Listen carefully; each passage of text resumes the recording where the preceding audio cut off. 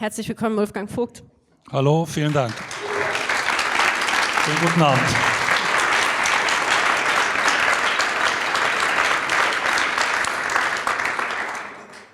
Das Stück hat dich an den Vocals in deiner Muttersprache. Das Stück hat dich an den Vocals, ist das richtig? Was wir gerade gehört haben, der Heliocentellatus. Ja, das ist eins meiner gesanglichen Meisterwerke, wie man unschwer gehört hat. Nee, du bist ja gleich mit einem sehr einfachen, zugänglichen Stück eingestiegen. Wie man gemerkt hat, das dreht sich, wie der ein oder andere Kölner vielleicht weiß, um den St. Martin, um den St. Martinsbrauch, den Zug, der jedes Jahr im November stattfindet und der mich schon seit frühester Kindheit berührt. Und ich dachte, es war irgendwann an der Zeit, das aus der Perspektive von elektronischer Musik aufzuarbeiten. Und da muss man natürlich als Sänger Kölscher Mundart selber ran. Ich fand das schön, das zu spielen. Wer hätte das sonst machen sollen? Also ich habe niemanden bekommen und es gibt ja auch Maschinen für sowas.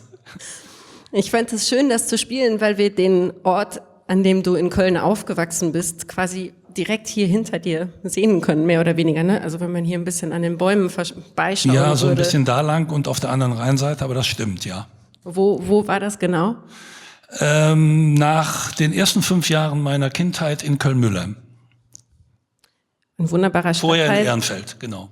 Also nach 5 Jahren Ehrenfeld in Köln-Mülheim. Das für die Menschen, die sich in Köln nicht so auskennen, ein im Grunde ursprünglich protestantischer Stadtteil ist, was ja relativ ungewöhnlich ist für Köln. Du bist dann aber in die Nordstadt gezogen, später, als du angefangen hast? Später. Anfang der 80er, so um die Volljährigkeit herum, musste man dann doch etwas mehr in die Zivilisation, um sich kulturell weiterzuentwickeln. Ja. Zu dieser Zeit, Anfang der 80er, was hat dich da in Köln speziell musikalisch beschäftigt? Was waren die Orte, an die du gegangen bist?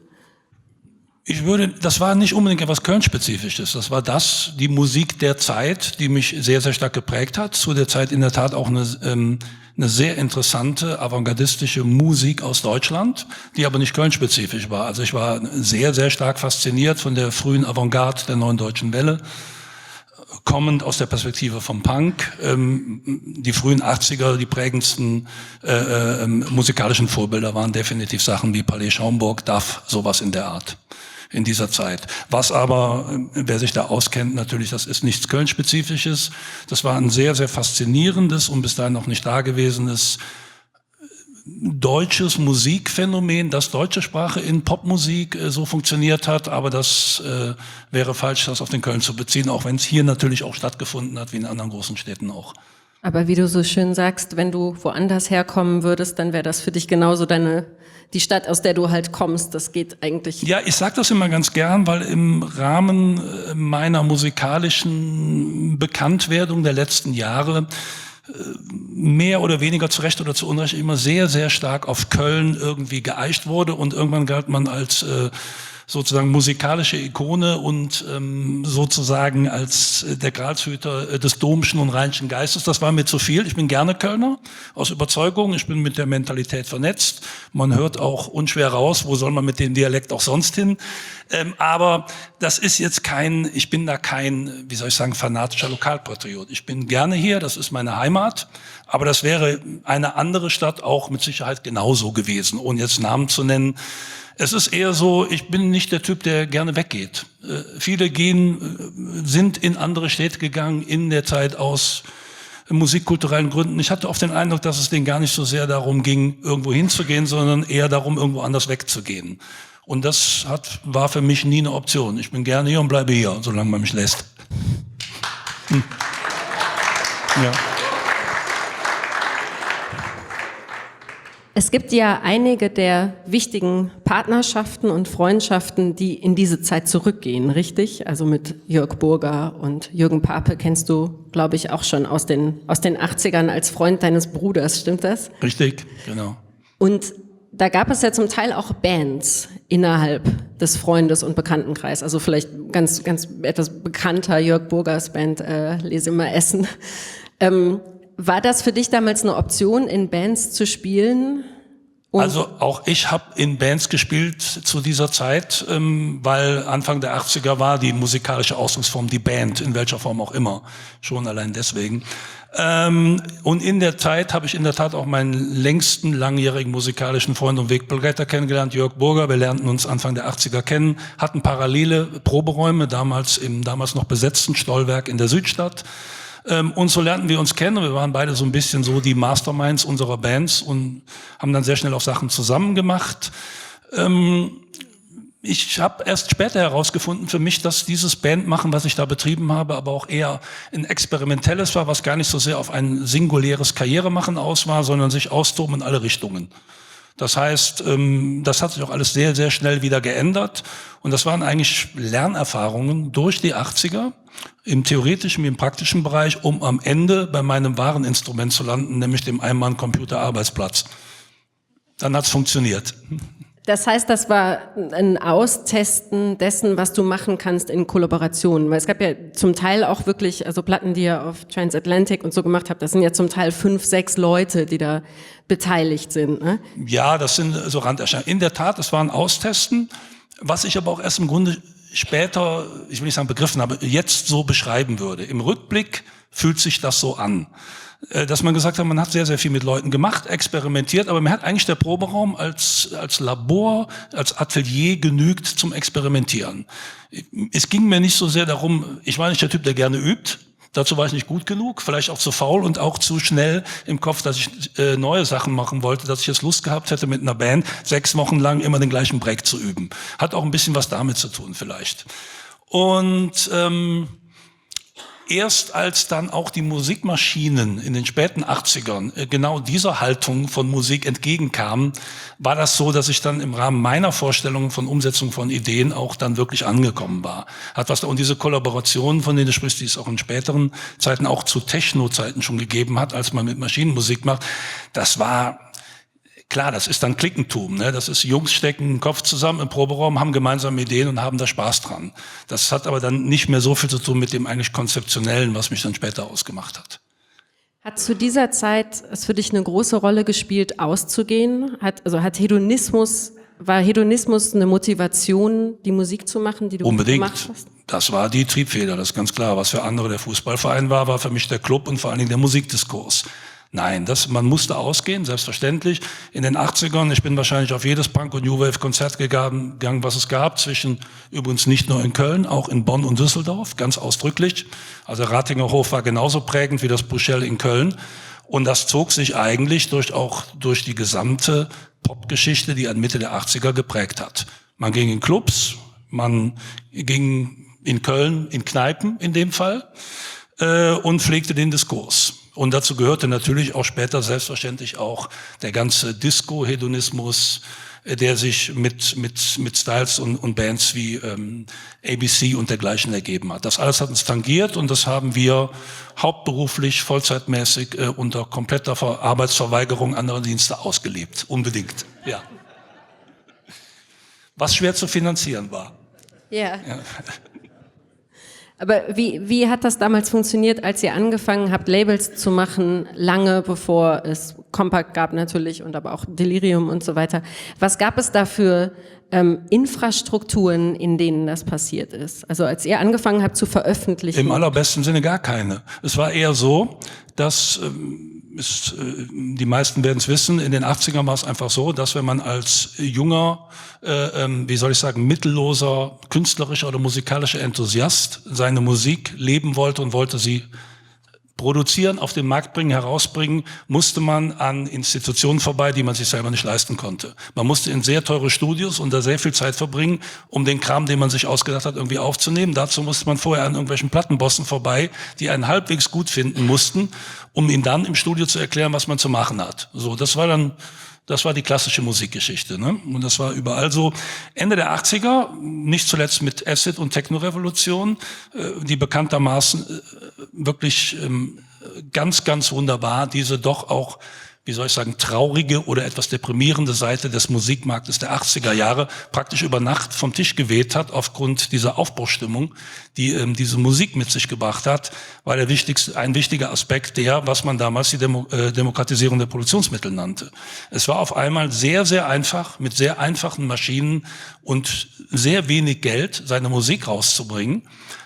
Und es hatte sich wunderbar ein sehr früher, sehr alternativer Independent-Plattenmarkt entwickelt, ähnlich wie das auch im frühen Hip-Hop der Fall war, wo man eigentlich mit, ich sag mal, überschaubar Kohle, wie man damals gesagt hat, sein Zeug unter die Leute bringen konnte. Unter allerbesten, freien, wilden, anarchistischen Gesichtspunkten, ohne irgendwen zu fragen, ohne Plattenbosse, ohne groß Image oder sonst irgendwas man brauchte, um da irgendwie sich einfach mit Musik ausdrücken zu können.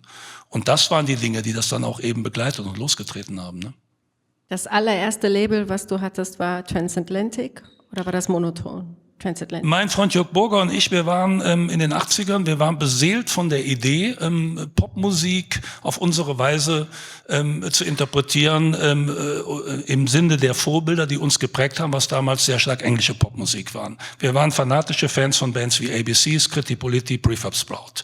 Eine hochkarätiger Diskurs, Pop englischer Prägung war unser Ding, bis dann 88 aus Chicago Acid House vom Himmel fiel und wir waren über Nacht praktisch geheilt.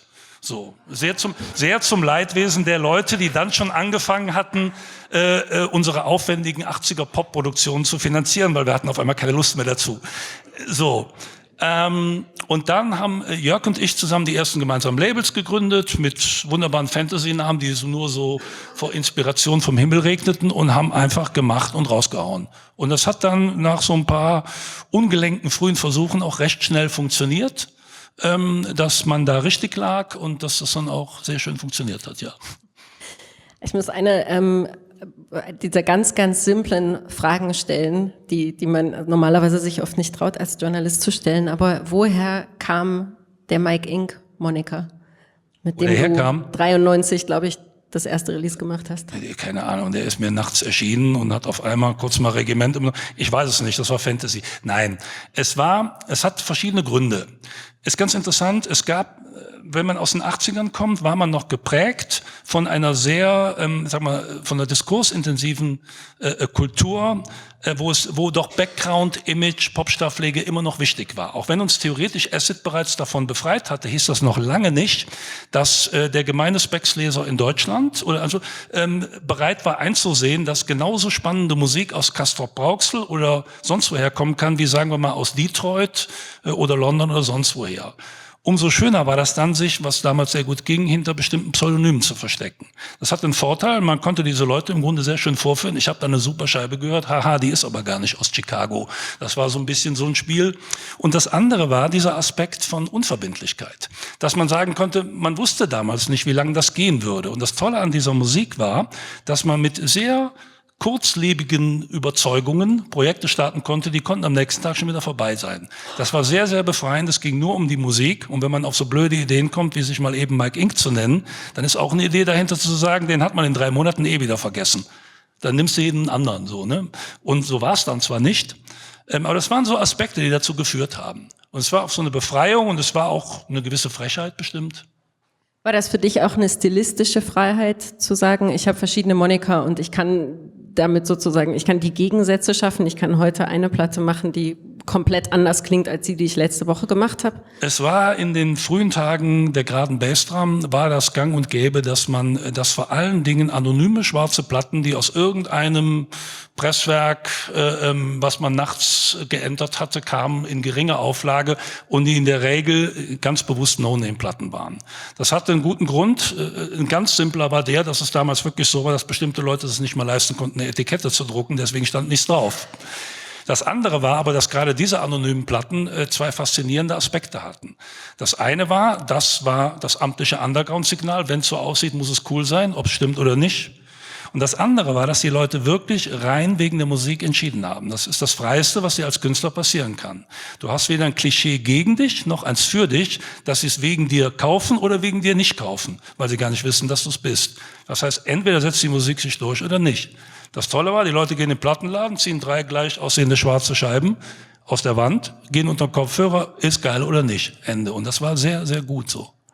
Aber von dir, also von deiner Seite aus als Künstler, hast du dir damit auch eine kreative Freiheit geschaffen oder ging es mehr um die Verpackung bei den verschiedenen Namen? Unbedingt. Es war so, dass man, wie wir schon gehört haben, in den 80ern war alles sehr langatmig und sehr zäh und ich bin eher Schnelldenker. Und wenn die Fantasie einmal freien Lauf gelassen wird, dann sprüht sie auch. Und dann bin ich auch jemand, der dann auch inspiriert von dieser faszinierenden Zeit der Freiheitlichkeit in den frühen 90ern, wo im Grunde genommen alles ging und alles erlaubt war. Das war so eine Goldgräberstimmung der Kreativität.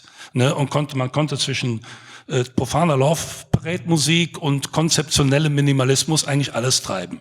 Das hat jemanden wie mich hochgradig interessiert und ich wollte es auch tun und ich habe es getan. So kam das eben auch, dass ich sehr, sehr schnell neue Pseudonyme erfunden habe. Erstens mal, um meine Projekte gegeneinander abzugrenzen, weil im Gegensatz zu anderen Vielproduzierern der Zeit klangen die Sachen auch unterschiedlich. Viele haben dann unter 3 Namen 3 Platten gemacht, die waren aber im Grunde, klangen die 1:1. Und bei mir war das eben anders, weil dann viele Ideen, die sich auch in sich ganz klar widersprochen haben, raus wollten und raus mussten. Das hat was damit zu tun, was ich damals noch gar nicht so genau wusste, dass Widersprüchlichkeit an sich oder musikalisch öffentlich ausgelebte Konzeptfindung oder Sinnsuche stattgefunden hat, zum einen, und zum anderen auch einfach, dass ich sehr stark, man hat was gemacht für den Moment und das Tollste war, um weiterzukommen, das sofort zu vergessen. Dass man am nächsten Tag, ich mache das genaue Gegenteil. Und so, weil Wahrheit in dem Sinne war überaus verhandelbar in der Zeit. Die galt auf der Party von letzten Freitag, die konnte am nächsten Freitag aber schon wieder ganz anders aussehen. Und ich habe das in dem Sinne für mich als auf die positivste Weise auslebbar erlebt. Du hast aber sozusagen einer großen Wahrheit gleichzeitig gefolgt, was Klangqualität angeht. Ja, indem ich die regelmäßig in den Sand gesetzt habe, das stimmt. Du hast ja später auch viele Sachen gemastert, also auch für Compact gemastert. Wo warst du Anfang der 90er? Also du sagst, du hast die in den Sand gesetzt. Ich höre diese Sachen und denke, die Produktionsqualität ist zum Teil wahnsinnig hoch. Es ist, das habe ich jetzt natürlich ganz bewusst ein bisschen provokant gesagt. Ich bin kein Soundnerd und obwohl ich mich sehr, sehr stark mit Technomusik befasst habe, hieß für mich Technologie nicht unbedingt technisches Fachwissen. Es gibt eine Menge Leute in dieser Branche, die das auch damals schon klanglich objektiv im Sinne von guter Produktion und in dem, was dem menschlichen Ohr idealerweise schmeichelt, mit Sicherheit besser gearbeitet haben als ich. Worauf du vielleicht auch ein bisschen anspielst, ist, dass viele Sachen, die ich gemacht habe, aufgrund auch der Quellen, die ich benutzt habe und auch dem intuitiven Suchen nach schwierigem, abstrakten Klang zu sehr speziellem Sound geführt haben. Das hat Leute begeistert. Aber objektiv gesehen ist es nicht im Sinne von, ist es keine Musik im Sinne von guter Klang, im technischen Sinne. Und das hatte ich damit gemeint. Es gibt viele Sachen, die sind inhaltlich faszinierend, klingen aber objektiv eigentlich furchtbar. Interessant ist aber, dass sich bei vielen Projekten herausgestellt hat, dass das auch eine Gleichzeitigkeit ist. Das Schlimme daran ist das Schöne daran. Gerade das ist teilweise Hör mit Schmerzen ist, um es mal mit einstürzenden Neubauten zu sagen, ist das, was eben auch einen bestimmten Geist da ausgemacht hat. Was mir selbst nicht von Anfang an klar war, ich habe einfach nur gemacht. Das ist natürlich eine Reflexion von Leuten, die man bekommt und sagt, so siehst du das.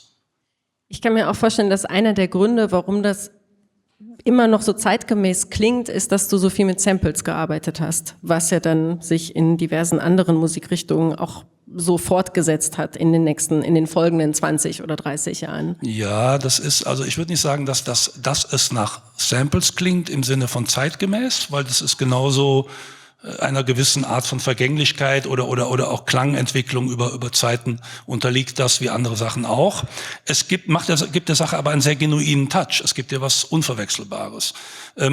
Ich setze mittlerweile mal als hinreichend bekannt voraus, ich sage immer gerne, der Sampler ist meine Gitarre, das ist mein Instrument.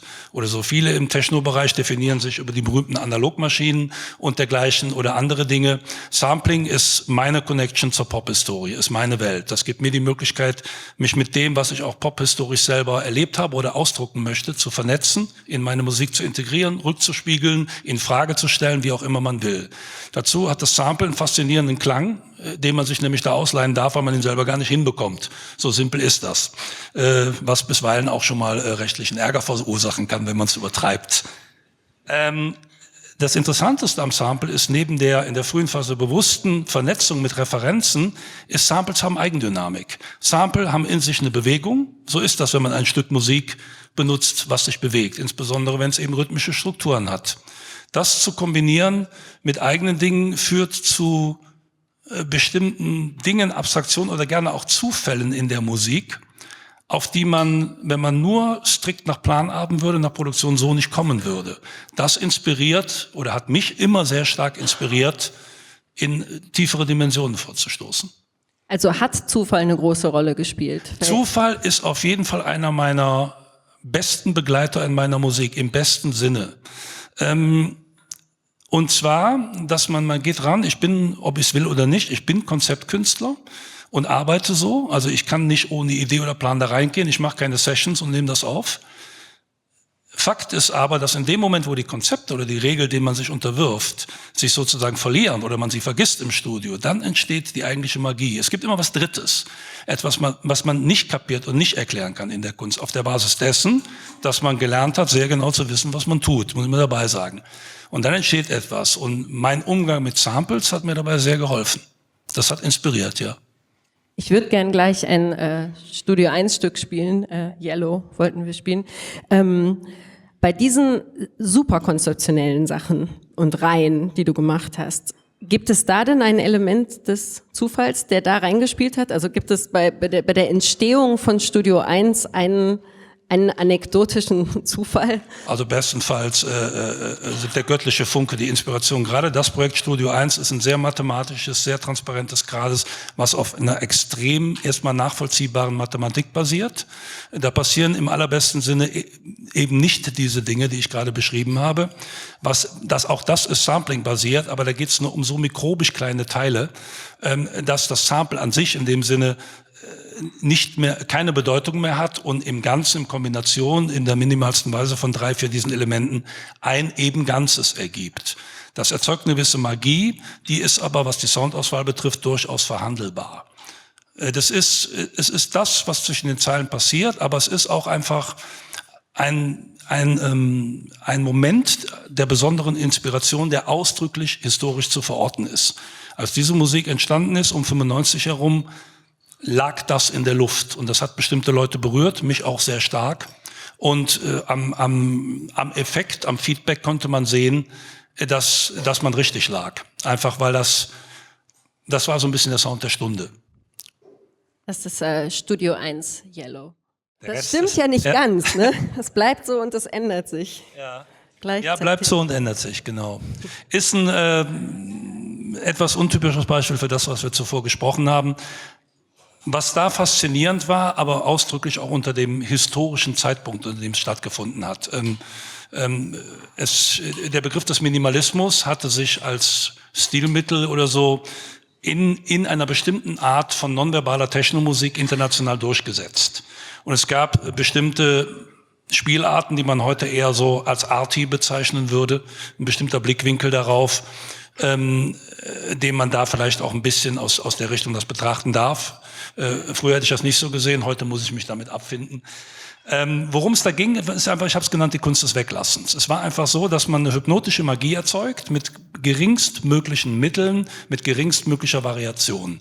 So, und das ist etwas, was nicht so einfach zu erzählen ist. Mit nichts eine Story zu erzählen über 16 Minuten, in der du drin bleibst und denkst, es waren 8, ist guter Minimalismus. Im allerbesten Sinne ist diese Fast-Loop-Musik eine, in der eben gerade so viel passiert, dass das menschliche Hirn drangehalten wird. So, und das war so ein bisschen der Antrieb dahinter in dem Sinne und das Einzige, was im Grunde daran am Weglassen unverhandelbar war, die gerade Bassdrum. Die ist bis heute unverhandelbar. Alles andere ist optional. Wobei ich fast sagen muss, dass es ein paar von deinen alten Stücken gibt, wo ich überrascht war, wie ungerade die Bassdrum ist, aber das das kommt dir nur so vor, weil das Zeug drumherum ungerade ist. Das stimmt. Ja. Das bringt dir schon mal zum Eiern, das ist aber nur, das glaubst du nur. Nur Illusion. Das ist Illusion. Ohne Illusion geht hier gar nichts. Ich wollte Studio 1 auch spielen, weil es ein frühes Beispiel, also die ganze Reihe auf dem Studio 1 Label oder auch unter dem Künstlernamen Studio 1, ist ein frühes Beispiel dafür, wie du mit visueller Gestaltung umgegangen bist, also wie du mit der Verpackung umgegangen bist. Hat das damals ein Zusammenspiel oder eine Interaktion gegeben mit dem, was in der bildenden Kunst in Köln passiert ist, als du Studio 1 gemacht hast? Weiß nicht, ob ich mich exakt erinnere, was genau in der bildenden Kunst in dem Jahr entstanden ist. Ich kann mich erinnern, dass da nicht so viel los war und dass die alle zu uns in die Disco kamen, die bildenden Künstler, und so lange mitgetanzt haben, bis ihnen wieder was eingefallen ist. So ist meine Erinnerung. Was ich im allerbesten Sinne meine. Es gab immer eine schöne Wechselwirkung in der Kunst- und Musikszene ich sag mal gerne im rheinländischen Raum, was mich geprägt hat. Ich will nicht sagen Köln, galt auch für Düsseldorf. Aber im allerbesten Sinne. Es gab Verbindendes, es gab aber auch Trennendes. Ich weiß nicht, ob damals jemand Studio 1 Musik gemalt hat. Ich meine, ich hätte es selbst gemacht. Worauf du anspielst, ist einerseits mein Faible für Verpackung. Das liegt mir, das gehört dazu. Das ist Popprägung, das ist so der Warhol-Schaden, da komme ich auch nicht raus. Ne? Das andere ist, dass es mich schon immer fasziniert hat, auch, das ist Konzept. Und Konzept eben auch visuell auszudrücken oder auch gerne alternativ dazu auszudrücken oder mit visuellen Aspekten zu ergänzen oder auch übers Auge zu erklären. Das ist bei mir immer so. Ich bin von jeher da irgendwo interdisziplinär gewesen. Ich bin in den späten 70ern, 80ern sowohl als visueller Künstler und als musikalischer Künstler hyperaktiv gewesen. Auch wenn sich in den 90ern die musikalische Seite klar durchgesetzt hat, hat das immer mitgeschwungen. Und Studio 1 ist eine sehr, sehr minimalistische, mathematische Musik, die nach sehr repetitiven Strukturen bringt, aber auch nach bestimmten Gesetzen funktioniert. Was aber am Ende nur funktioniert, wenn du das eben auch dann vergisst und es wird wieder soulful. Am Ende ist das Disco. Wenn das nicht sexy ist, ist langweilig, um es mal so zu sagen. Ne, weil das ist jetzt kein reiner Akademiker-Sound. Er spielt aber mit einer bestimmten Erfahrung damit, auf eine leichte Weise. Das hat in der Minimal Art eben auch, hat das visuelle Entsprechung jeglicher Art.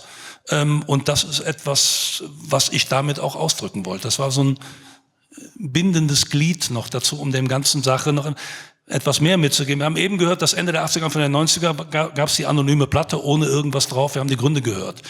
Als das rauskam, Mitte der 90er, war bereits wieder Verpackung, Inszenierung mit Symbolen, mit Grafik, mit Labels, war wieder gang und gäbe. Und hatte sich, nachdem das lange genug weg war, sehr, sehr gut wieder als erklärbares Mittel von Nachvollziehbarkeit und von Bezugnahme durchgesetzt. Gerade in der Technomusik, die eben allerüberwiegend ohne Erklärung auskommt oder auskommen sollte, die nonverbal funktioniert. Da gibt es keinen Sänger, der dir erklärt, worum es hier gerade geht. Und in der Regel sind in der Disco alle gleich, sofern der DJ dich lässt. So. Und deswegen gab es bereits wieder diese optischen Zeichen, die mitgeliefert wurden. Und das war bestimmt auch irgendwo bei Studio 1 so. Sah das denn so aus, dass du zum Teil auch eine visuelle Idee entwickelt hast und die nachher mit Klang gefüllt? Also beispielsweise bei den frühen Gas-Sachen. Gab es dann, hast du die Fotografien gemacht, bevor du die Musik gemacht hast? Kann man so nicht sagen. Also es ist nicht so, dass jetzt hier sagen, da war das und das wurde vertont oder umgekehrt. Es war so, dass mit dem Projekt Gas, was übrigens auch zu dieser Zeit, wie das meiste, mehr oder weniger zeitgleich auf die Schiene gesetzt wurde oder zumindest seinen Ursprung hatte, teilweise auch davor.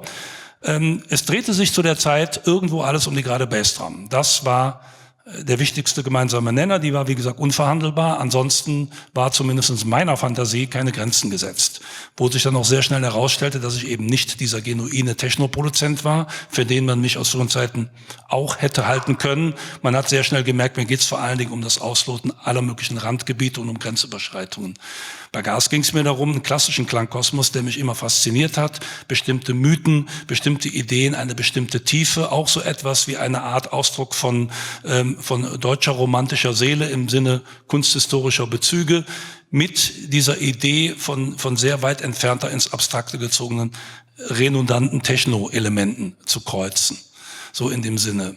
Und damals hatten Platten, wie gesagt, schon Verpackungen, und da es sich bei Gas um einen sehr naturalistischen Klang handelt, der sich im Wesentlichen aus dem Klassik-Klangkörper bezieht und ernährt, wir reden von Streichhornhörnern und dergleichen, war es naheliegend, einen ebenso warmen und impressionistischen optischen Bezug zu nehmen. Und da lag natürlich das Outing meiner persönlichen Waldfotografie nahe, weil das der Innigkeit des Projektes eben in diesem Sinne auch hier die optische Entsprechung gegeben hat.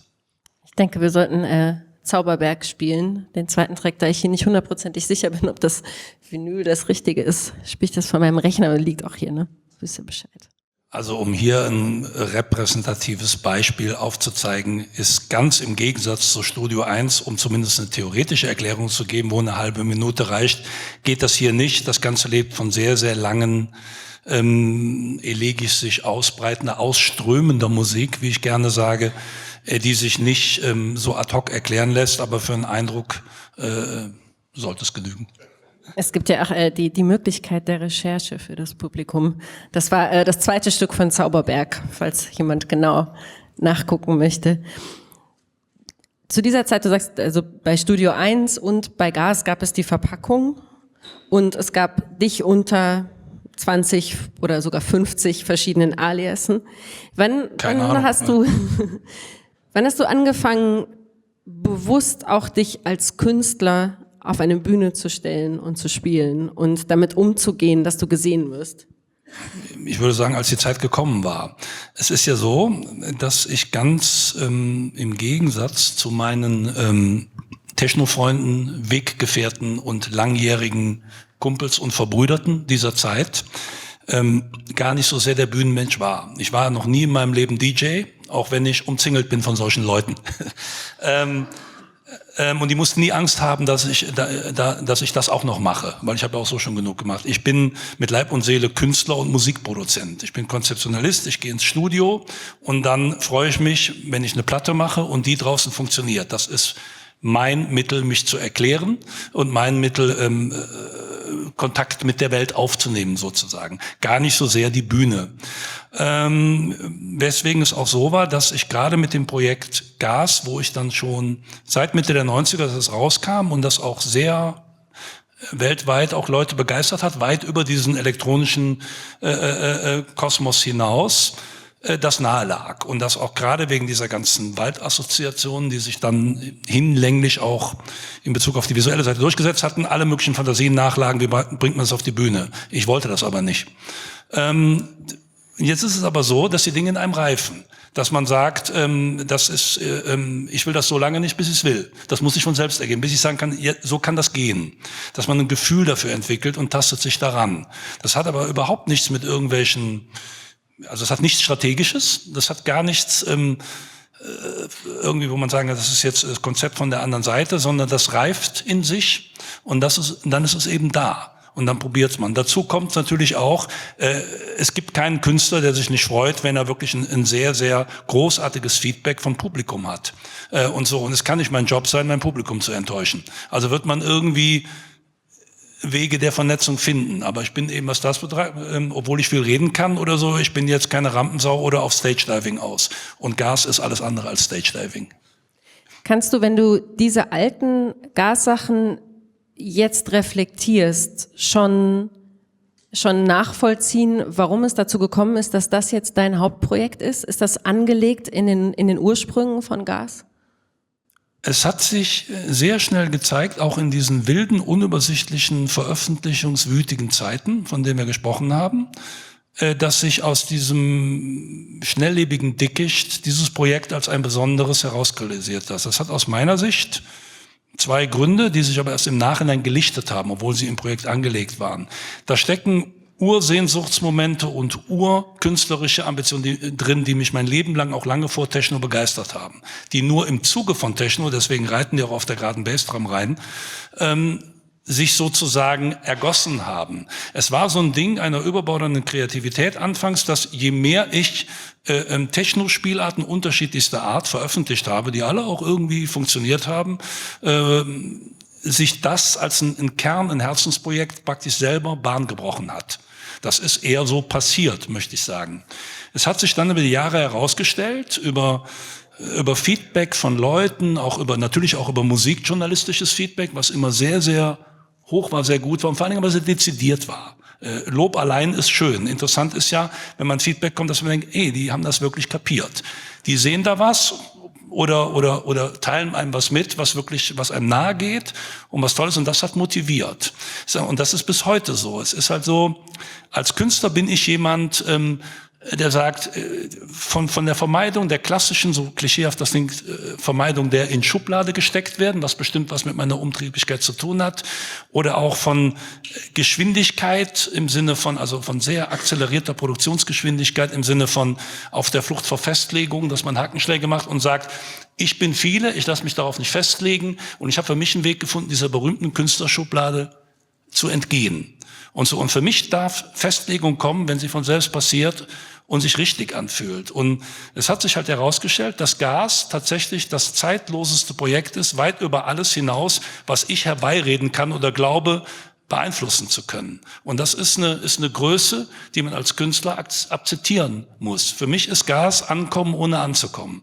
Deswegen kann ich das auch in dem Sinne zulassen. Und im Moment ist das erstmalig, auch seit 25 Jahren so, dass ich genau das sehr komprimiert, einzig und allein als künstlerisches Hauptprojekt sozusagen auslebe, auslote, zelebriere, festschreibe und in eine wirkliche Kommunikation auch mit einem Publikum trete durch den musikalischen Ausdruck, der zwangsläufig passiert, indem ich eben sage, da ist es mir gelungen, die hinterhältigen Gesetze von Zeit und Vergänglichkeit offensichtlich für mich auszuhebeln.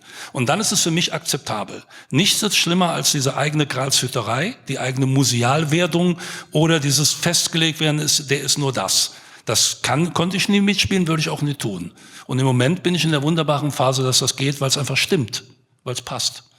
Es gab ja zu einer ähnlichen Zeit, als Zauberberg rausgekommen ist, war glaube ich 98, Kompakt hat, glaube ich, sich selbstständig gemacht als Kompakt auch 98. Das heißt, du hast das gemacht und du hast gleichzeitig auch angefangen, dich verstärkt mit Pop zu beschäftigen. Love Inc. ist, glaube ich, 97 rausgekommen, was die ganz berühmten Roxy Music Samples hatte, was wir vorhin kurz gehört hatten. Und dann kam Wassermann und so weiter. Das heißt, das ist eigentlich ein sehr großer Gegensatz, finde ich, zu Gas.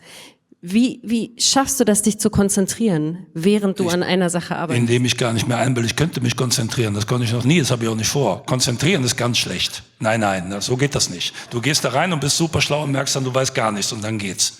Du musst das vorher alles gelernt haben, aber wenn du ins Studio gehst, hast du das zu vergessen. Konzentrieren ist nichts für mich. Das machen andere. Studio nebenan oder so. Nee, das ist nicht. Wie schaffst du das? Also es ist so, wie ich eben schon sagte, es sind auch die Hackenschläge gegen einen selbst. Es sind viele, viele Dinge, die mich interessiert haben. Mein Kerngeschäft war gerade Techno-Bass-Drum, um permanent neue, irrwitzige Kombinationen und Ideen zu drehen, auch bis hin zum Schlager und zur Volksmusik, weil mich das alles begeistert hat.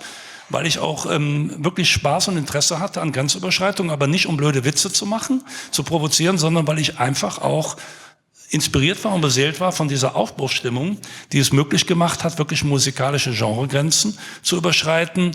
Damals war das so, dass man ganz klar sagen muss, das Oeuvre, die Aura von Gas, steht im Widerspruch zu dem, was du anderen Referenzen, die du genannt hast. Heute mit Abstand betrachtet wird immer klarer, dass in alles Teile eines Ganzen. Am Ende führt das zu einem Künstler, Wolfgang Vogt. Ich muss gucken, ob ich die richtige Seite oben habe, sorry. Frag mich nicht nach richtigen Seiten, das... Es müsste hoffentlich sein, Wassermann, Fackeln im Sturm. Und hoffentlich auf 45. Wir sind ein bisschen experimentell hier, ist schon in Ordnung. Für guten Klang. So viel zum Thema guter Klang. Ne? Es ist in 12-eckigen Gebäuden vielleicht nicht so Sache. Das ist gerade gut. Ja? Findest du gut? Ja, doch. Nein, es ist einfach so, nach objektiven Kriterien ist schon allein dessen, wenn man weiß, woraus das besteht, das Material, kann man nicht sagen, das klingt gut, aber es ist mit Sicherheit originell so. Ne? Es gibt heute bessere Versionen davon, die klingen dann gut. Woraus besteht's? Entschuldige? Woraus besteht es denn? Das besteht immer noch aus der gleichen Quelle. Wer es kennt, wird es gehört haben. Das ist Juliane Werding am Tag, als Conny Kramer starb. Mein Versuch, irgendwie den Schlager zu retten. Ob es geklappt hat, weiß ich nicht. Einer von vielen. Das ganze Werk besteht aus einer geraden Bassdrum und alles, was man da hört, ist aus Ingredienzien des Stücks von Juliane Werding gemacht. Von einer unglaublich schlechten Arcade-Platte aus der letzten Rille runtergesampelt, die ich bei meinem Vater in der Hausbar gefunden habe. Deswegen klingt das auch so großartig. Würde man bei einer richtigen Produktion anders machen, wenn das jetzt das Brot wäre oder so, oder würde man da anders arbeiten. Hat mich aber nicht interessiert, mich hat die Sache interessiert. So, und mich hat interessiert, was auch damals zum Glück auch nicht flächendeckend, weil für viele ist und bleibt Schlager ein rotes Tuch, genau wie Volksmusik, aber verstanden wurde, dass es mir überhaupt nicht darum ging, irgendwelche Witze zu machen oder Schlager zu verarschen. Ganz im Gegenteil. Ich finde, es ist ein tolles Stück, hat keine Riesenbedeutung für mich, ist auch kein Kniefall vor Juliane Werding. Ich finde das gut, hat mich geprägt in meiner Kindheit, fand ich beeindruckend. Was mich interessiert hat, war wirklich mehr so ein wissenschaftlicher Gedanke. Kann ich das in einen anderen, ernsthaften Kontext rüberbringen, indem ich das umbaue, indem ich das anders darstelle, integriere in mehr oder weniger tanzbare Technomusik und so weiter, im Sinne, dass man das ernst nimmt. Und zwar in dem Sinne, funktioniert hat das, wenn keiner mehr lacht. So muss man sich das vorstellen. Hat bei dem Ding ganz gut funktioniert, schon allein, weil es so grauslich beängstigend klingt durch die Produktion. Da kann einem schon mal deswegen das Lachen vergehen. Es ist einfach das Experimentieren mit im Grunde genommen irgendwo kontaminiertem musikalischem Gebiet, was mich aber immer interessiert hat. Ich finde Schlager faszinierend, auch wie da mit deutscher Sprache umgegangen wird. Ebenso weiß ich, was daran problematisch ist und was das nichts in Pop-Subkultur zu suchen hat. Mich hat es aber interessiert, diese Frage öffentlich zu stellen, zumindest Vorschläge zu machen, ob das gehen kann. Das hat mich immer beseelt, das hat mich auch schon beseelt seit eben der Avantgarde der neuen deutschen Welle. Ein anderer Umgang mit deutscher Sprache in der Popkultur. Und das sind eben auch irgendwo Auswüchse davon. Genauso wie mit Blasmusik oder so. Polka zum Beispiel. Sollen wir direkt Polka hören? Einfach zum Spaß. Das muss ich aber auch von Platte spielen, wie wir schon wissen. Polka geht immer. Wir schon wissen, das dauert. Man muss da vielleicht irgendwie zur Klarheit sagen, dass die Polka-Tracks, die du veröffentlicht hast in den, ich glaube 2013 oder 2014, andere sind als die Polka-Tracks, die du Mitte der 90er auf Warp herausgebracht hast. Richtig. Ich habe da auf dem englischen Label Warp eine Platte gemacht und die hieß so, weil ich mich da gerade zumindest mit diesem Zweiviertel-Beat abgearbeitet habe. Das ist aber was ganz, ganz anderes. Im Grunde ist es das erst gewesen, was ich dann 2013 oder 15 war es dann schon, gemacht habe, was immer noch diesen Titel trug. Im Gegensatz dazu klingt das aber wirklich wie Polka. In dem Falle käme dann irgendwann noch was zur Erheiterung. Auch hier ähnlicher Gedanke wie vorher. Es geht mir darum, dass mich Zweivierteltakt hat mich immer in ganz verschiedener Weise fasziniert. Das gilt aber auch für Reggae-Sachen, für Dub, für Ska-Musik. Umta ist was mich immer berührt hat. Ebenso auch in Polka-Musik oder auch in Blasmusik. Selbst in den Egerländern finde ich was mich interessiert. Gleichwohl weiß ich, wie willst du das deinen Leuten verkaufen? Deswegen ist der Ansatz, dass ich sage, ich möchte das auf die Essenz zurückführen, auf diesen einzigartigen musikalischen Knackpunkt, auf den Loop, auf den Beat, in dem ich es erstmal total ausminimalisiere. Und erstmal von dem befreie, was daran meinetwegen das Schwierige ist oder da, wo es im besten Fall und im günstigsten Fall ironisch wird. Da muss jede Ironie raus und jeder falsche Ansatz, das ist erstmal eine reine Wissenschaft, das ist ein Vorschlag, ob das geht. Es ist allerdings bei der Platte, schaffst du es nicht, das Lächeln aus den Gesichtern der Leute rauszukriegen. Hat nicht funktioniert. Gibt andere Beispiele. Das interessiert mich trotzdem sehr, was du da sagst. Also dieser Versuch, eine Ernsthaftigkeit in Dinge zu bringen, die im Grunde albern auf Leute wirken oder ganz klar nach stumpfer Unterhaltung. Es ist ganz einfach. Es gibt heutzutage unsäglich viele unselige Beispiele dafür, wie Bassdrum-Musik mit Schlager oder sonst was gekreuzt wird. Jeder kennt das. Soweit so lustig, ist aber nicht mein Ding, war es nie. Es hat mich immer schon interessiert. Einfach die rein rhythmische Struktur. und so. Das ist eher so ein musikwissenschaftliches Interesse, aber auch eine gewisse Leichtigkeit oder so. Ich finde auch in Roy Black Sachen und in Egerländer Sachen, die ich berührend finde, gleichwohl ich weiß, dass das schwer vermittelbar ist, weil das natürlich hochgradig kontaminiert ist. Das ist die Musik der falschen Leute, das ist Musik, das ist Opas Musik, was willst du damit? Würde man sagen, würden deine Rock'n'Roll-Freunde sagen. Klar, stimmt erstmal, ist auch so. Sehe ich genauso. Aber was mich halt immer fasziniert hat, ist die Idee, wie weit kann man das wirklich umwandeln, uminterpretieren, konfrontieren, neue Fragen stellen und es im Sinne ernsthaft gemeinter, subkulturtauglicher Popmusik umsetzen, ohne dass einer lacht. Weil wenn ich eins ablehne, dann Ironie in dem Kontext. Das hat nichts mit Ironie zu tun. Ich meine das ernst, gleichwohl ich natürlich akzeptiere, wenn die Leute sagen, mach mal, steige ich aus. So ist einfach, weil das Zeug aufgeladen ist mit Vorbedeutung. Das ist erklärt und etabliert als das, was es ist in der Musikhistorie. Und das kriegst du nicht aus dem Kopf raus. Und was mich fasziniert, ist gerne immer wieder die Frage, ob man das zurückführen kann. Auf die reine Essenz, auf das, was es ist, wertfrei betrachten. Wertfreie Oberflächenbetrachtung. Und daraus eine Musik machen, die man wirklich gerne hören möchte. Und nicht, weil man denkt, der Witz ist super oder es ist eine interessante Arbeit, interessiert mich aber nicht, sondern es ist wirklich konsumierbar. So.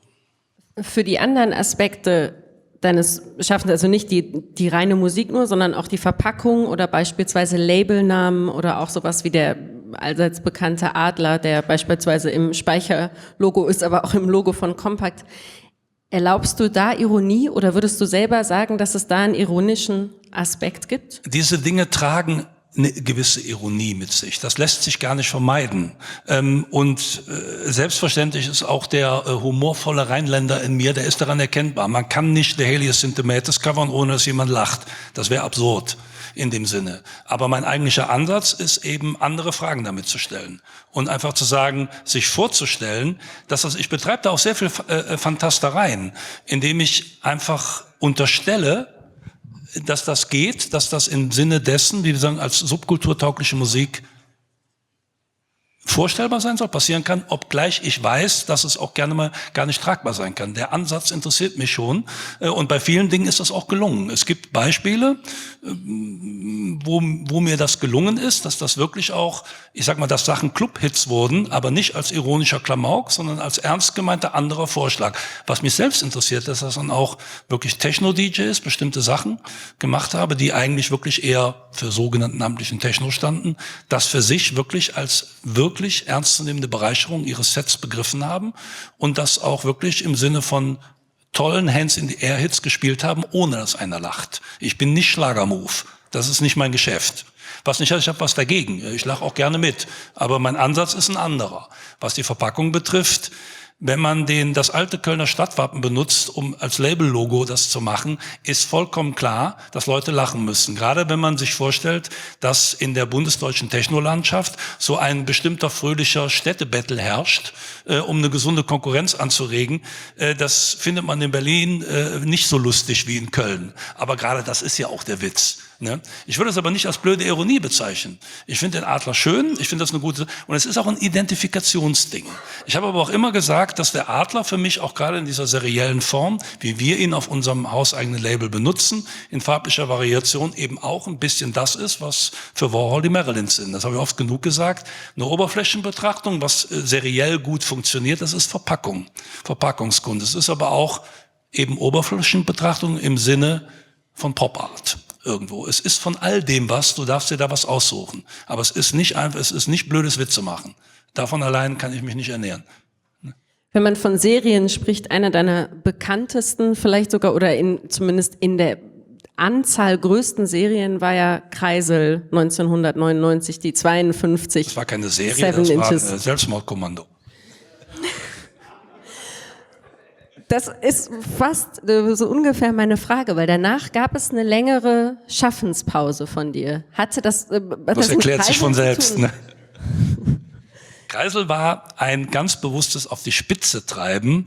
Das Serielle hatte sich insbesondere auch in meinem Schaffen, aber auch um mich herum, weil es auch ein sehr probates, amtliches, mittlerweile weltweit etabliertes Ausdrucksmittel der gesamten Techno-Szene war. Ich bin weder der Erfinder des Seriellen, ich war bestimmt in Köln der Schlimmste, das gebe ich unumwunden zu, aber es gibt das Serielle, all diese Labels basieren auf Seriell. Man hat sich in den 90ern nur über das Durchzählen von Katalognummern ausgedrückt. Da hieß es nicht, hast du die neue von dem und dem, sondern es hieß, hast du die XY32 und so. Und danach kam 33. Das war eine klare Mathematik, die war etabliert, so lange, bis das einfach nicht mehr ging. Und für mich war persönlich mit 99 Kreisel das bewusst übertriebene Showdown, indem man so ein Best-of-Rückblick historischerweise im Wochenzyklus rausgebracht hat, was wirklich in der Tat ein Himmelfahrtskommando war, was aber dennoch toll funktioniert hat und heute als wertige Sammlung besonders schwer zusammenhaltender kleiner Singleteile in manchem Enthusiastenschrank steht. So, und es war auch ein Countdown auf 2000 irgendwo. Es war so ein bisschen der Stimmung geschuldet. Es lag einfach auch eine gewisse Hysterie in der Luft und man hatte auch einfach Lust, so diesen Weg bis zum Äußersten zu gehen, im besten Sinne. In den 10 Jahren danach, in denen du vergleichsweise wenig Musik gemacht hast, kaum Musik selber veröffentlicht hast, welche Rolle hat Kompakt gespielt, darin dich sonst beschäftigt zu halten? Dann exakt genau die Rolle gespielt, als mein, im Sinne eines, so die Kunst des Firmamachens habe ich es genannt, was vorher die eigene Musik gespielt hat. Ich hatte in den 90ern die Welt genug überfordert mit meinem überbordenden Veröffentlichungsdrang und dann es ist auch mal gut. Es war dann irgendwann auch mal alles gesagt und ich fand, zwischenzeitlich hatten sich in der von uns 98 in Kompakt umbenannten Firma wirklich auch sehr, sehr gute, tolle, lebendige und sehr viel freiheitsstiftende Selbstvermarktungsstrukturen ergeben, die gut funktioniert hat. Wir wurden sozusagen durch die Hintertür immer mehr auch halbwegs professionell funktionierende Firma in dem Sinne. Dazu kam, dass wunderbare Demos und wunderbare Musik aus aller Welt kamen, die man uns vertrauensvoll angetrollt hat und viele von denen lagen richtig. Und das hat dann dazu geführt, dass ich eine ganze Zeit lang, jahrelang im Wesentlichen in der Doppelspitze mit meinem Freund und Partner Michael Mayer mich vor allen Dingen als A&R-Mann, wie man im Musikgeschäft sagt, vor allen Dingen erprobt und erwiesen habe und auch einfach Lust hatte, in dem Sinne die Firma voranzutreiben. Das war das Gebot der Stunde, das war die Basis der eigenen künstlerischen Freiheit und vor allen Dingen war es auch eine sehr, sehr gute Idee, auf dem Höhepunkt eben nach Kreisel 99 zurückzutreten und schlagartig nichts mehr zu machen. Ich habe dann praktisch 8 Jahre lang, in 8 Jahren ungefähr so viele Platten gemacht wie in den Jahren davor in 8 Wochen, um es mal übertrieben auszudrücken. Aber das sind aber auch Intervalle, denen ich künstlerisch intuitiv folgen muss. Ich kann das ja nicht machen, nur um es zu machen. Da muss ja etwas dahinter sein, was die Sache legitimiert. So, und dann gibt es aber den Punkt, wo man dann auch sagt, jetzt tut man was anderes. Die Kreativität ging mühelos über in das, was ich eben die Kunst des Firmamachens genannt habe. Für mich war auch das irgendwo Kunst. Es ist eine gleiche kreative Energie, die mich da angetrieben hatte. Ich war nicht plötzlich BWLer, bin ich nie gewesen und das bleibt auch so. Ihr habt ja eine extreme, oder du hast zu der Firma eine extreme auch räumliche Nähe, weil es im Grunde ein Gebäude gibt, in dem dein Zuhause ist, in dem das Zuhause von anderen Firmeninhabern und Mitarbeitern ist, in dem sich der Vertrieb befindet und das Label und so weiter. Und ich hatte dich vorher schon mal gefragt nach Ablenkung. Und als du wieder angefangen hast zu schaffen, also Musik zu schreiben, seine Musik zu produzieren, wie schafft man sich nicht ablenken zu lassen? Wie schafft man aus so einem beschäftigten Umfeld sich zu konzentrieren auf das eigene Schaffen? Indem man zunehmend den Ablenkungen aus dem Weg geht. Es ist so, wie gesagt, ich habe dann ungefähr 8 Jahre lang eben genau das getan und jetzt, wenn ich mich recht erinnere, im Wesentlichen überwiegend gemeinsam mit Michael Mayer, aber natürlich auch mit dem Zutun all der anderen Freunde, aber im Kern muss man das so sagen, wir haben weit über 300 Veröffentlichungen zusammen auf den Weg gebracht in unserer Doppelspitze, er aus der Perspektive des DJs, ich aus der Perspektive des Musikproduzenten und eher so des Pop-Inszenierers. In diesem Sinne haben wir sehr, sehr viel Musik auf den Weg gebracht. Und dann hat sich irgendwann, so um 2008, ganz intuitiv die eigene Kreativität zurückgemeldet. War ganz klar, da musste dann wieder was raus, was sich in der Zeit dann wieder hat fassen, neu sondieren können, neu hinterfragen können. Und es mussten neue, sich ergebende Fragen der eigenen Kreativität gestellt werden. Das hat dann dazu geführt, dass ich dann sukzessive raus bin aus dem Job und das anderen überlassen musste, weil wenn ich mit meiner eigenen Kunst und Musik beschäftigt bin, brauche ich einen freien Kopf, um arbeiten zu können. Ich bin genau nicht der Typ, der, obwohl involviert in ein Plattenunternehmen, wo täglich neue Tonträger rauskommen, sich das alles geben muss für die eigene Arbeit. Das ist kontraproduktiv. Nun muss ich sagen, ich habe das ausgesprochene Glück, eine Firma zu haben mit so großartigen Leuten, die das für mich machen und das um mir den Rücken frei halten und denen das übrigens auch lästig wäre, wenn ich mich da die ganze Zeit einmischen würde. Also von daher klappt das ganz super in der Interaktion. Man kann da ebenso im Vordergrund agieren, wie man in den Hintergrund treten kann. Und genau diese Freiheit ist das, was es ausmacht. So, was mir auch dann die Firma gibt, in dem Sinne, dass eine Plattform zu haben, die das kann. Das ist der wesentliche Grund, warum die Strukturen so sind. Die Platten, die du gemacht hast, dann ab 2008, ich wollte gleich was von Kafka-Tracks spielen, beispielsweise, sind die in deinem eigenen Gefühl, sind die stringenter, gehören die enger zusammen, sind die weniger gegensätzlich voneinander, als die Projekte waren in den 90ern? Sie nähern sich an, es kommt stärker, ergibt sich ein gesamtes Bild. Das liegt daran, dass die 90er was anderes waren, wie die Nullerjahre. Zeiten hatten sich geändert. Das liegt daran, dass ich nach 8 Jahren Pause nach kurzem Überprüfen meines Oeuvres, meines Schaffens nicht da weitermachen konnte und sollte und hätte gekonnt, wo ich aufgehört hatte. Die Dinge hatten sich massiv weiterentwickelt, erfreulicherweise, und es gab einen anderen Ansatz. Hinzu kam, dass sich mittlerweile erwachsenere Aspekte meines künstlerischen Schaffens durchgesetzt haben. Das heißt, ehe ich mich versah, landete ich zunehmend mehr bei der Kunst, was bei Gas in den 90ern noch hätte Ambient genannt werden konnte, war in neuen Spielarten auf einmal eher etwas, was mit Ligeti und Stockhausen zu tun hatte.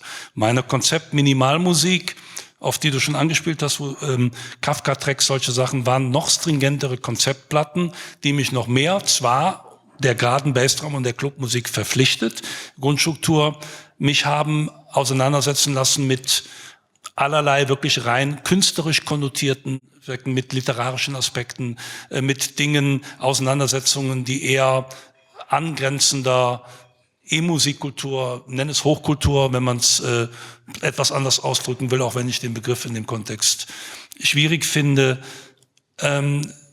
Und wo sich interessanterweise umso mehr dieser Kern meines eigentlichen Schaffensinteressen entfaltet hat und gezeigt hat.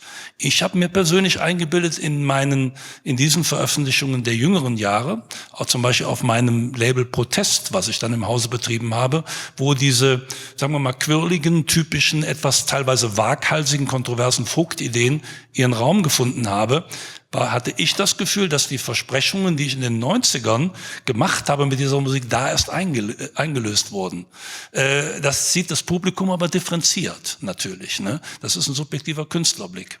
So, aber letztendlich ist es basiert wirklich auf einer noch größer gewordenen Freiheit. Wir hören Kafka-Tracks. Das ist so eine Konsequenz mit dem Delay über die kompletten Kafka-Tracks. Das ist in der Tat auch wieder ganz klar Konzept. Das hat ein konkretes Konzept. Was da passiert ist, es ist außer der geraden Bassdrum besteht alles, was man hört, aus Stimmen, aus menschlicher Stimme, und zwar konkret aus Samples und Bits aus einer Kafka-Hörbuch-CD. So.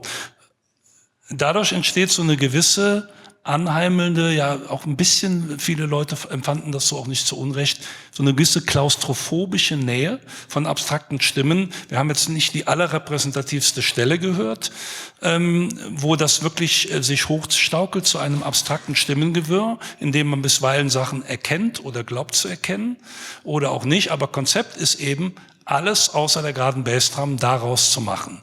Das hat was zu tun auch mit diesen wunderbaren Dingen, die entsteht von, was ich gerne künstliche Verknappung nenne, indem man einfach sagt, du nimmst nur diese Teile und erzählst damit alles. Das gibt eine sehr, sehr dichte Ästhetik, die wieder einen ganz bestimmten Raum erschließt und sehr, sehr geschlossen ist. Was bei dem Ding passiert, sind zwei Dinge. Das eine ist eben, dass es Konzept ist, dass es halt Stimme ist und dass die Zutaten wirklich nur menschliche Stimme sind und nichts anderes.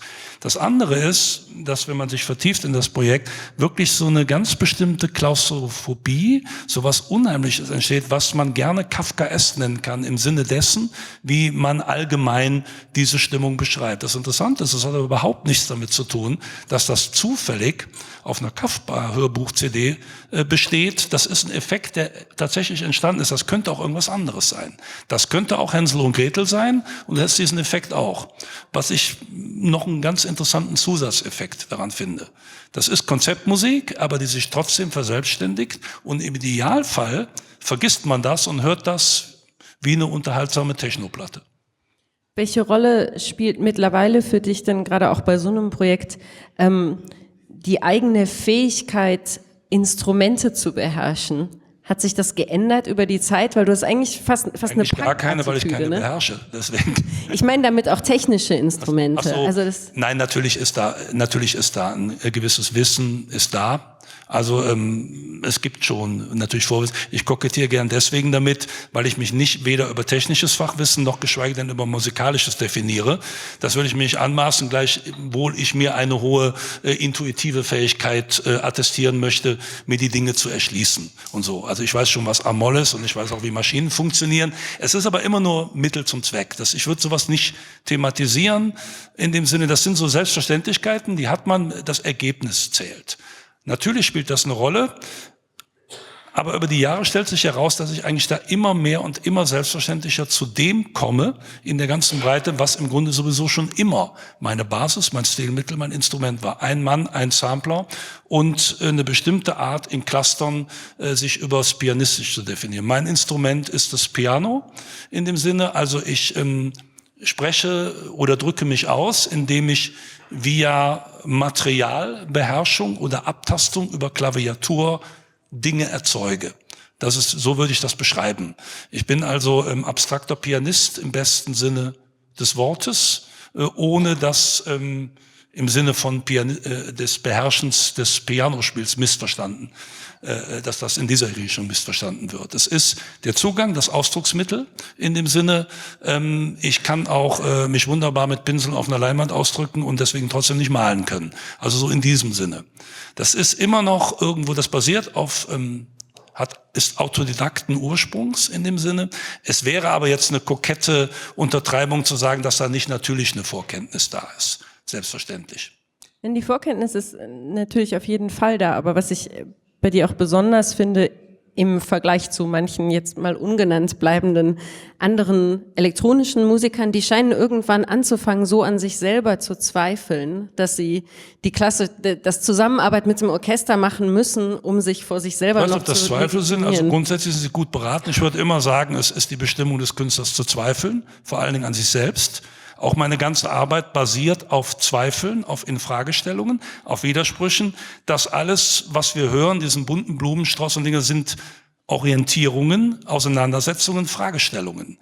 Du gehst oft sehr sicher mit deinem ach so fundierten diskursiven Wissen über Musik hinein und weißt das alles besser und gerätst im Idealfall an Punkte, wo du denkst, stimmt nicht. Da gibt's keine Wahrheit. Von daher ist Zweifeln mit Sicherheit ein ganz, ganz wichtiger Aspekt der Selbstauseinandersetzung in Bezug auf dich, deine Kunst und deine Außenwirkung. Ich möchte es nicht als Rezept empfehlen, aber ich kenne so manchen, dem würde der ein oder andere Selbstzweifel da bestimmt ganz gut tun.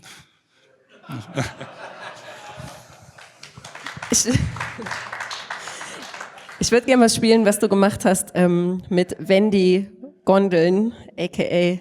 Albert Oehlen, Fracking bis Wolfgang. Das ist ein Projekt, was sich sehr stark mit der Frage befasst, wie weit kann man gehen. Das ist Kunst, auf jeden Fall. Und es hat auch was mit einer bestimmten Freiheit zu tun. Was ist das? Das ist eine Kollaboration mit einem bekannten bildenden Künstler, Albert Oehlen, der eine oder andere wird ihn kennen. Wir hegen eine gewisse Faszination füreinander. Und Albert hat neben seiner großartigen bildenden Kunst eben auch ein starkes Faible für Musik und drückt sich in seinen Mitteln bisweilen auch gerne mit der Geige aus. sucht den musikalischen Austausch, den künstlerischen Austausch, den wir seit geraumer Zeit auf eine sehr, sehr spezielle Weise pflegen, auf unterschiedliche Weise, indem er versucht, sein, wie er findet, etwas unkoordiniertes Geigenspiel auf meine gerade Bassdrum zu setzen, um es kollidieren zu lassen, nachvollziehbar zu machen, wie auch immer. Es entstehen wirklich sehr, sehr spezielle freie Momente, die sehr interessante neue Räume aufmachen, die bestimmt nicht jeder betreten möchte. Die Platte ist ja erschienen auf Magazine mit einem Kölner Label und viele deiner eigentlich sehr bekannten Projekte, deiner sehr bekannten Platten hast du anderen Labels, ich würde fast sagen, geschenkt. Also du hast sie ihnen gegeben, du hast sie veröffentlichen Ehrlich? lassen. Gut, dass du das sagst. Und ich finde, das symbolisiert für mich so eine gewisse Großzügigkeit auch mit deinem Schaffen, dass du sagst, es ist okay, ich mache woanders Musik. Kunst muss großzügig sein. Schön, dass du das so sagst, das klingt gut. Du hast eben gefragt nach dem Bandtum, nach Vernetzung, nach Technomusik zusammen machen. Ein sehr etabliertes, auch hinreichend bekanntes Mittel des direkten sozialmusikalischen Austausches in der Technokultur, in der Tradition ist der Remix, ist der wechselseitige Austausch von Stücken, ist, dass man bestimmten Labels, die man schätzt, wechselseitig die Ehre erweist durch einen Beitrag auf deren Compilations oder Maxis oder Tonträgern. Im Falle von Magazine ist das so. Das ist ein tolles Kölner Label. Ich finde die Jungs toll. Das macht Spaß und da gibt es eine Ebene, die man hat. Und dann ist das Schenken, würde ich so nicht sagen. Das ist eher so eine gegenseitige Ehrbezeugung. Aber eben das ist auch eine Tradition, wo man sagen kann, wie funktioniert denn eigentlich Bandgeist in der Technomusik? Bestimmt nicht, wenn sich 8 Typen um eine 909 rumstellen. Funktioniert nicht. Jedenfalls nicht ernst zu nehmen. Das ist wirklich eine ganz andere Art des Austauschs. Habe viele Musik auch gemacht, gemeinsame Musik mit Freunden, zum Beispiel mit meinem Freund Jörg Burger, der sehr, sehr oft in unserem gemeinsamen Nextdoor sitzt und wir trotzdem aber den Datentransfer pflegen, indem wir, wenn wir gemeinsame Projekte machen, zum Beispiel Elemente austauschen, sie hin und her schieben nach dem Motto, du spielst was, ich spiele was dazu. Das sind alles sehr etablierte Mittel der Kooperation. Natürlich gibt's das auch, dass man sich, ich sag mal, mit seinen Best Buddies zusammen ins Studio sitzt und zusammen Sachen ausheckt. Das ist toll in dem Sinne, aber das hat eben auch diese starke soziale Komponente. Man muss fairerweise sagen, dass der Kern, auch zumindest meiner Arbeitsweise in dem Ding, das ist schon der berühmte Ein-Mann-Arbeitsplatz. So. Das ist dieser Musik eigen. Ne? Wie sieht das in der Malerei aus? Wie sieht das aus? Also, weil es gibt inzwischen mehr und mehr Schallplatten, bei denen du auch tätig warst. Ist das in einem Austausch? Passiert das gibt's da irgendeine Kommunikation mit anderen, auch bildenden Künstlern darüber, wie du malst? Also malen, muss ich ganz klar von mir weisen, mache ich nicht. Habe ich mal gemacht, als ich mich an der jugendwilden Malerei abgearbeitet habe. Das ist aber lange genug her. Was mich interessiert, visuelle Kunst, Bild hat mich immer fasziniert. Das hat auch immer mitgeschwungen. Und es zeigt sich in verschiedener Art eben auch wenn du sagst, im simpelsten Falle im Verpacken von Musik. So, meine ich, die Covergestaltung. Die Bananen, die Andy Warhol irgendwann auf Velvet Underground Platten gemalt hat, die male ich da selber drauf. Nimm's mal ganz einfach so. Darüber hinaus ist es so, ich bin, ob ich will oder nicht. Ich muss sagen, ich sag's gar nicht mal so gerne, weil von der Tradition her sehe ich mich von der Haltung her woanders. Aber ich bin, ob ich will oder nicht, interdisziplinärer Konzeptkünstler. Was ich in der Tat herausgefunden habe, in älteren Jahren, wo Sachen zurückkamen, wo ich so bestimmte Sachen in der Musik wirklich vertieft habe und ausgereizt habe, Konzepte, wo man sagen kann, wie kann man auch mit der theoretischen Herangehensweise, mit dem konzeptionellen, neue Ergebnisse suchen, auf einmal automatisch wieder stärker beim visuellen Umsetzen oder Hinterfragen von genau diesen Konzepten gelandet bin. Wo ich sage, wo auf einmal ich bestimmte Grundideen, die ich in mir trage, Ideen von minimalistischen Wiederholen, von Loops und so weiter, oder eben von flächig abstrakten Modulieren mit Klangskulpturen, oft auch im Visuellen dann an einem bestimmten Punkt weitergekommen bin oder Sachen lösen konnte, die dann wieder zurückgeführt haben. So schwingen die Dinge miteinander und Ein anderer Aspekt ist der, dass ich auch hier für mich eine relativ genuine Position, ich sag mal, in Anspruch nehme oder sich für mich ergeben hat, dass mich die Grenzen zwischen Kunst und Musik nicht interessieren. Im allerbesten Sinne gleichwohl, und ich sie auch nicht respektiere. Für mich, was aber für mich nicht heißt, dass ich Fan des berühmten Joseph Beuys Satzes bin, jeder Mensch ist ein Künstler, würde ich nicht so sehen. Oder auch nicht glaube, dass das jeder tun sollte oder könnte. Bei mir ist das so. Das muss so sein. Ich weiß aber um die Komplexität dieser in der Festigkeit unter bestimmten Trennungslinien. Ich kenne aber sehr, sehr schöne Beispiele, wo genau in diesem Changieren zwischen dieser beiden Komponenten eine Menge Leute an der Schnittstelle von Kunst und Musik auch ganz gute Ergebnisse erzeugen. Und da würde ich mich eher sehen, gleichwohl ich aber keineswegs unterwegs bin, jetzt meine musikalischen Freunde nur noch, ich sag mal ironisch, malenderweise zu beglücken mit meiner Arbeit. Wobei malen, ich bin dann eher auch, das ist digitale Konzeptkunst. Ne? Letztendlich ist mein Pinsel der Computer und das in beiden Fällen. Wie bei Zukunft ohne Menschen beispielsweise. Ich würde jetzt noch ein Stück spielen, vielleicht von Rückverzauberung, ein bisschen als nochmal eine andere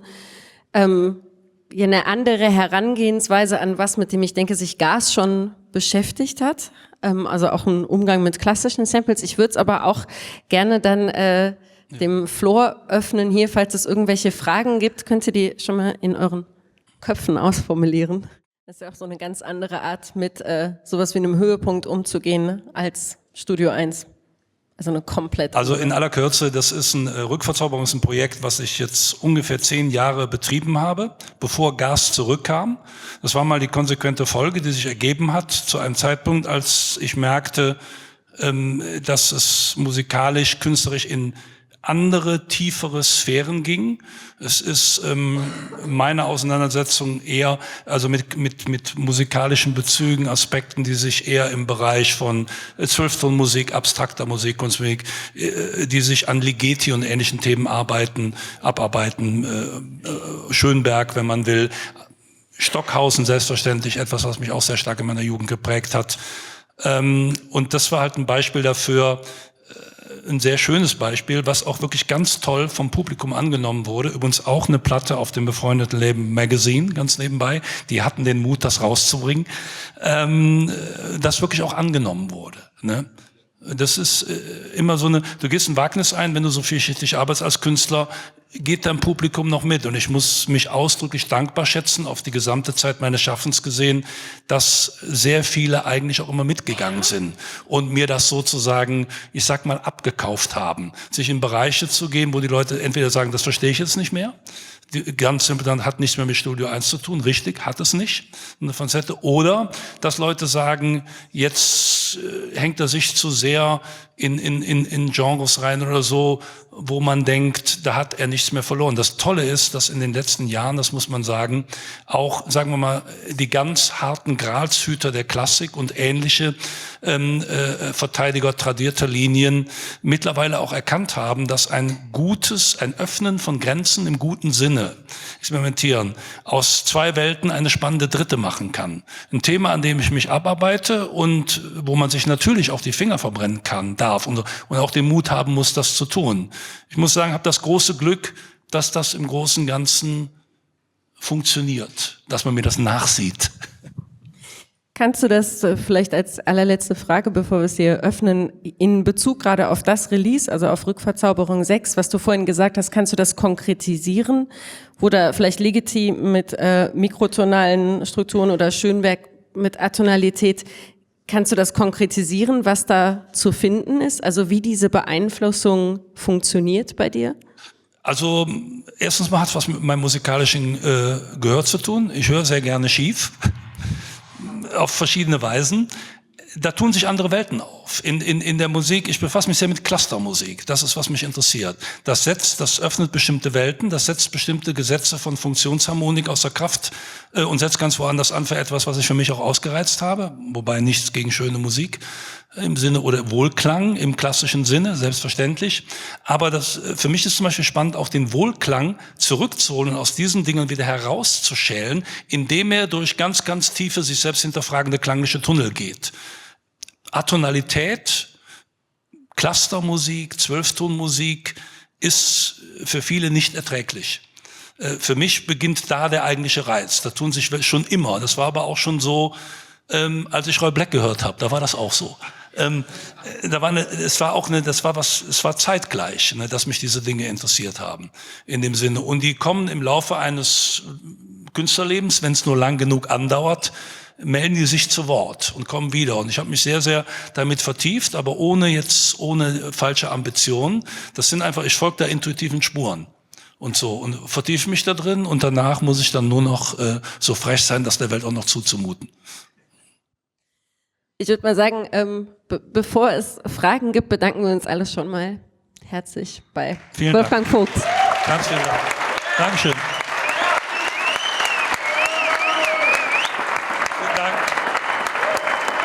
Vielen Dank, sehr freundlich. Ja. Vielen Dank. Ich denke, wir haben uns jetzt ein Bier verdient. Vielen Dank. Danke, Wolfgang. Kurze Frage, also bezüglich deines letzten Albums Narcopop. Also ich meine, du hast ja schon eine gewisse Erfahrung, was auch produktionstechnisch, was Sounddesign angeht. Die Klangflächen, die du da gemacht hast, also hast du die schon im Kopf gehabt? Also weißt du, wie du herangehen musst, wenn du etwas produzierst, oder ist das eher experimentell entstanden? Also ich weiß immer, was ich möchte und gehe immer ins Studio mit dem festen Glauben zu wissen, was ich will, und das funktioniert dann, wenn ich genau das vergesse. Gerade das Projekt, auf das du anspielst, Gas, ist eins der klanglich gesetztesten seit mittlerweile über 20 Jahren. Das heißt, das gesamte Œuvre, die Ingredienzien und so weiter, die äußeren technischen Zutaten sind bekannt in dem Sinne.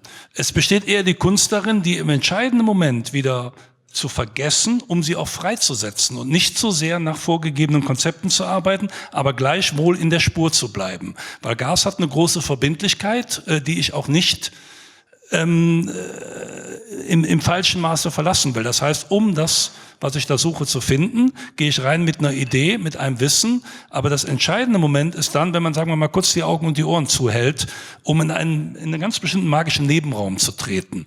So, weil ohne das geht's nicht. Bisschen schwer zu erklären. Das Entscheidende an einem guten Kunstwerk ist das, was du irgendwie nicht erklären kannst. Das ist intuitiv. Und wenn das nicht auftaucht, dann wird das nichts.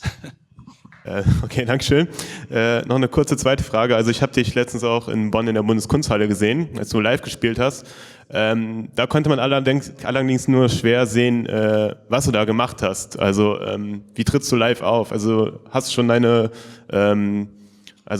Samples in Ableton schon vorbereitet und spielst sie dann quasi, und arrangierst dann noch, oder entsteht da, also machst du auch live am PC noch, also zunächst mal ist der Auftritt ich stehe vor meinem Computer in einem künstlichen Wald, der irgendwann anfängt zu leben, in Gegenwart von Leuten, die im Dunkeln sitzen.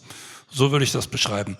Ich habe es eben beschrieben, meine Welt ist das Pianistische und das Clustern, Modulation. Was da passiert, ist auf einem unstrittig festen Konzept, was da besteht, mit möglichst wenig Mitteln ich sag mal, wie ein Skulpteur, Skulpturenkünstler an einer, ich sag mal salopp, an einer Knetmasse, vorsichtig herum zu modellieren und Schübe zu erzeugen, die versuchen, die Leute über diese Art von Human Touch, sagt man in der Musik, zu erreichen, praktisch zu berühren. Das Gaskonzert an sich ist allerdings ein so sensibles, dass es vor allen Dingen darum geht, die Dinge im besten Sinne zusammenzuhalten. Das heißt, Räume vorsichtig zu öffnen über Effekte, Dinge, um Welten zu öffnen, um zu korrespondieren.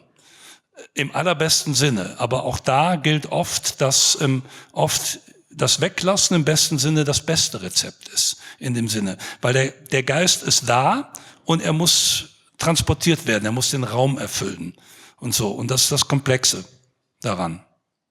Okay, Dankeschön. Bitteschön. Danke für die Frage. Ist noch jemand hier hinter dem hellen Licht? Hier vorne.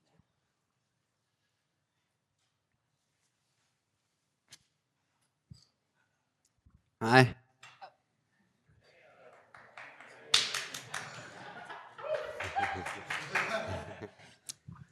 Hi. Ich wollte fragen, was für dich bedeutet, dass ein Track funktioniert?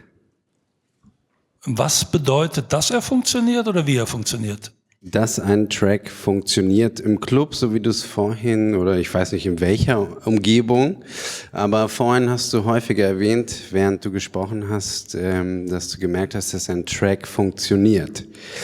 Und ich möchte wissen, auf welche Kriterien du dieses Funktionieren beziehst, ob du da nochmal ein bisschen ausführen kannst. Also er im Idealfall überraschen. Er kann auch im Zweifelsfall nur etwas bestätigen, von dem ich weiß, dass es existiert und im Idealfall in bester Form bestätigt wird. Also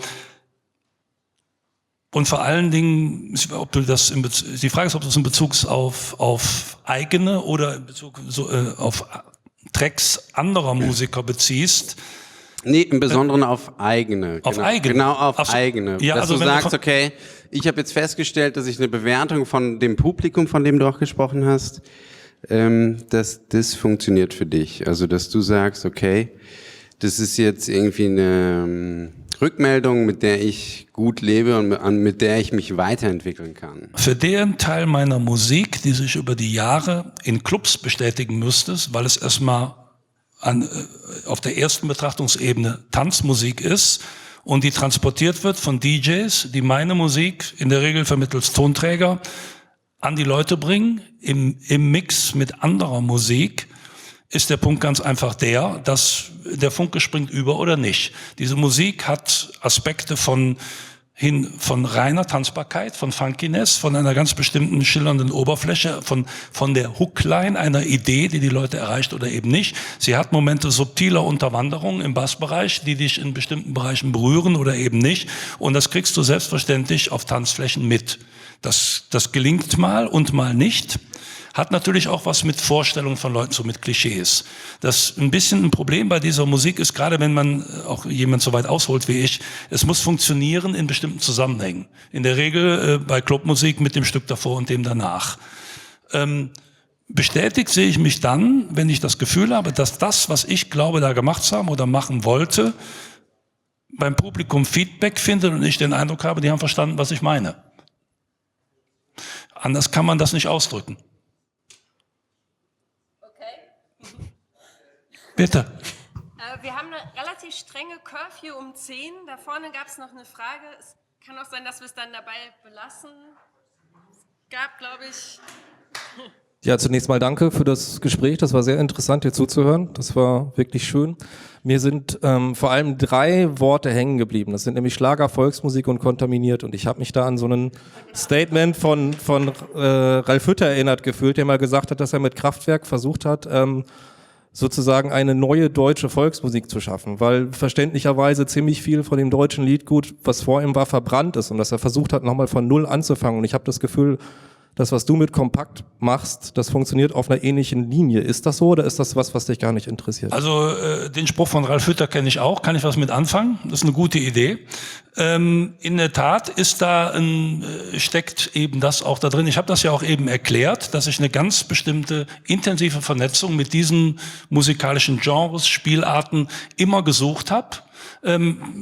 In der Art und Weise der Auseinandersetzung, wie ich es beschrieben habe, in einer musikwissenschaftlichen, aber auch ganz klar in einer soulvollen, wenn du willst. Indem ich sage, ich will mich damit vernetzen, ich will das integrieren in meine Musik, hinterfragen und zu was anderem machen, in dem Sinne. Und interessanterweise ist es tatsächlich so, dass über die Jahre auch über ähnliche Sachen, die auch über unser Label Kompakt erschienen sind, auch von anderen, weil wir haben heute Abend vor allen Dingen über meine eigene Musik gesprochen, die nun mal nicht die ist, die auf unserem wichtigsten, bekanntesten Label Kompakt rauskommt, was ich, wie ich erklärt habe, vor allen Dingen die Musik von anderen ist. So, aber auch da ist natürlich ein Aspekt auf diesem Label, dass auch diese Art von Ideen, Blickwinkel, dieser Geist, wenn du so möchtest, sich bei vielen jungen Künstlern im besten Sinne widerspiegelt. Und dass wir bestimmt auch mit diesem Label auf verschiedene Weise auch sehr viel Effekt erzeugt haben weltweit und auch einen gewissen Erfolg hatten, gerade weil wir diese Aspekte von Musik, von musikalischer Grenzüberschreitung, Integration dieser Genres auf der Basis eines Techno-Labels ganz klar zelebriert haben, in freundlich bewusster Abgrenzung zu anderen hermetischen Techno-Labels, die eine andere politische Schiene gefahren haben. In dem Sinne, wir haben immer gesagt, 51% der Musik muss eine gerade Besserung haben, der Rest ist verhandelbar. Da haben wir uns sehr, sehr weit aus dem Fenster gelehnt mit den Sachen und vieles davon wird heute erfreulicherweise auch als wirklich stilbildend in dem Sinne wahrgenommen, als dass es die Musik auch irgendwie weitergebracht hat, geöffnet hat für bestimmte Sachen in unterschiedlichster Weise.